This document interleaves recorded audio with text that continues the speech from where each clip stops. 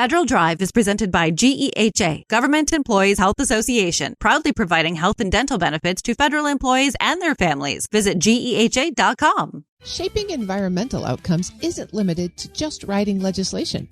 In many cases, it comes down to knowing how federal decisions actually get made through regulation, procurement, data, and funding choices that shape behavior across the system. That's the approach being taught to climate professionals by Mai Sistla, Senior Climate Policy Advisor at the Aspen Policy Academy. Mai, thank you so much for joining me today. Thanks so much for having me. You're an expert in environmental policy. Let's start there. There's a lot of people working on climate and environmental issues these days, and a lot of them are focused on the science, perhaps without a full understanding of the policy machinery. Where do you see the biggest gaps between the motivated scientific community and their ability to influence policy right now? Yeah, so great question. One of the biggest gaps that I have seen, especially working with scientific expertise, is thinking about how you can change policy beyond legislation. So I would say 95% of the time when I talk to scientific experts on how they think X, Y, or Z problems should be solved in the policy arena, they will respond, I think a law should be passed that does A, B, or C. And while legislation, of course, is incredibly important, it is very hard to get passed, and it's very hard, especially federally right now, for obvious reasons. So one of the things that we teach, and one of the skills that I really try to impart on people, is what are the other levers that you can pull within government beyond legislation to move policy forward? So can you, for example, affect a regulation? Can you affect how a specific program is run? Can you think about influencing other actors outside of government, whether that's trying to push for a company to do something internally or a foundation? So that, I think, is a big gap that I have seen, is just this idea of how can we think beyond legislation, just because legislation is hard to pass when thinking about policy solutions to a problem. That makes a lot of sense, and you've probably seen a lot of folks with a lot of different questions. Your Environmental Policy Accelerator is really designed for climate professionals, not career policymakers.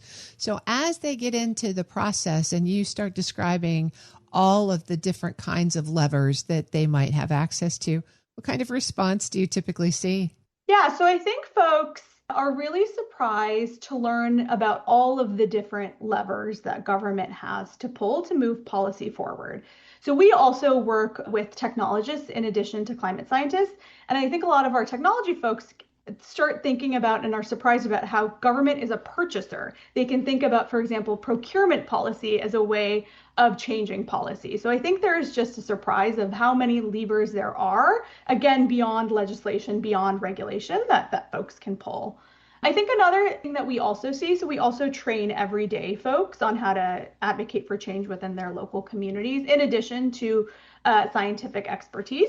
And I think folks are also surprised at thinking about how they can look at other actors, including, again, companies and philanthropies, and how you can push folks even beyond government to move a particular policy forward. Within the Aspen Policy Academy, you're getting ready to launch an Environmental Policy Accelerator. Tell us a little bit about what that kind of program is designed to do. Yeah, so this program, it is both for environmental experts and for everyday people who want to change local environmental policy in their community. And it's really for folks who have a kernel of an idea. So they have some semblance of a policy change that they would like to see either locally or federally or at the state level, but they still need some help workshopping it, figuring out whether this is the right solution, and also figuring out how they can actually advocate for this change to happen. So this program specifically, there's a series of 6 sessions over the course of a few months where we'll teach folks our framework for impacting policy. We have a 6-step process. We essentially will have folks go through each of those 6 steps on an idea that they are particularly excited about, and then by the end, and get feedback during those sessions. So they'll get feedback from us staffers, but we'll also bring other policy experts in to give them feedback as well. And of course, they'll get feedback from their peers. And then by the end of this program, every single person would have actually identified a solution to a problem that they are passionate about and actually pitch that solution to a decision maker. And they should also have a suite of materials, whether that is, a draft policy, a draft advocacy plan that they can then use to pitch their solution to the relevant folks. Mai Sistla is Senior Climate Policy Advisor at the Aspen Policy Academy. Mai, as I read it, some of the recent fellows that you've had go through this program have already had an impact. Maybe they've informed legislation at their state level or devised some other sort of implementation strategy. What is it that allows these kinds of ideas to move from concept to practice, something lawmakers could actually act on? Yeah, so one specific skill that I think is really important for these folks that are successful is making sure they actually have a concrete recommendation that a policymaker is able to act on that is explained easily. So for example, we have had a group of fellows who recently were able to impact legislation in Utah focused on data centers. They essentially helped the state of Utah pass a law that mandates that data centers disclose how much water and energy that they're using. One of the reasons that these folks were so successful is they had a really concrete recommendation. They weren't just sitting there admiring the problem of how much energy and water that data centers used. They had a really concrete recommendation that was relatively easy for the state to implement here. So that was really important for them getting their solution across the finish line. And then second of all, they also did a lot of stakeholder mapping. So once they figured out what policy they wanted to move forward, we worked with them to create a stakeholder map of who are the important players at the local level and the state level that they'll need to talk to and they'll need to convince to push this policy forward. So I think that is a second really key important skill is like, how do you stakeholder map and how do you figure out who you need to talk to get a solution forward? And how do you also frame solutions in a way that each of those stakeholders is going to be receptive towards it? Those sound like key steps in your 6-step framework. Yes, exactly. Can you tell us a little bit more, without going through the full training, about what that framework opens up to people? Yes, so I think it opens up a really clear way on how to advocate for policy change.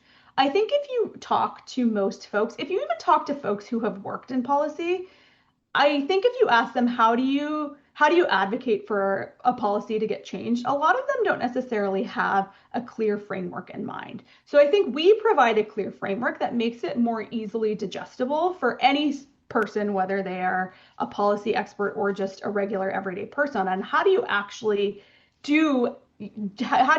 create change? So I think having that really clear framework makes it more attainable for folks to be able to do this themselves. As you think about the role of policy advocates, how has that space changed in the post-Chevron environment? Yes, so this has changed quite a bit at the federal level. So first, I want to say it's important to state that we're still learning how advocacy will change in a post-Chevron environment.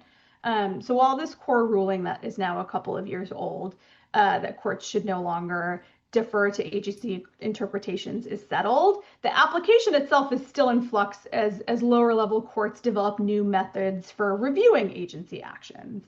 But that being said, there are a couple of key tips that we've been advising folks, especially at the federal level. So to definitely advise folks, if they're thinking about advocating for legislative change, to try and fill in as many details as they possibly can when they're advocating for change.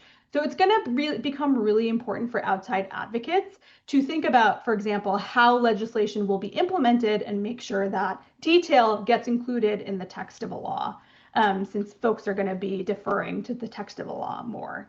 Second, if outside advocates want to work with agencies, they should prepare not only to convince agencies that their policy idea is right, but also help those agencies prepare a record to defend against lawsuits. So we've been advising folks to do that as well. And then third, we've been advising NGOs to really expect to work with the courts more in the future. So litigation has, and it's going to continue to become a key advocacy tool for NGOs. But we've also been training NGOs to think about how they can be effective expert witnesses in a case or potentially be named plaintiffs in a court case, for instance. So that's sort of a third level, or thinking about how they're going to interact with the judicial branch. Where are you seeing advocates have the most success? Is it at the local level, state level, federal level? Does it just sort of depend on the issue that they're bringing forward? Yeah, so it really depends on the issue. I am a big advocate for folks working on state and local issues generally, because I think there is more room for change. And I also think it tends to be an under-leveraged area. in a lot of cases. I think a lot of folks think about federal policy change as being the thing that they want to do, but they don't necessarily think about how local and state governments actually have a very, very important role to play when it comes, especially to service provision, when you're thinking about things like education policy or criminal justice reform or any of those things. Like, a lot of that is happening at the state and local level, and there's a lot more levers there to be pulled than necessarily at the federal level. So for folks who are interested in environmental policy and maybe want to take advantage of the upcoming accelerator experience, tell us where they can find more information. Yeah, so they can go to aspenpolicyacademy.org. We have applications open until May 21st. And basically, the application is going to ask you what is sort of this kernel of an idea that you're interested in moving forward, but you need help with moving forward. So we're going to ask you to describe that idea a little bit and sort of what you need assistance with. And then we're going to actually be running the program between July and November of this year. So applications are due May 21st, and we'll sort of go through applications, pick a subset of folks, and start the program in July.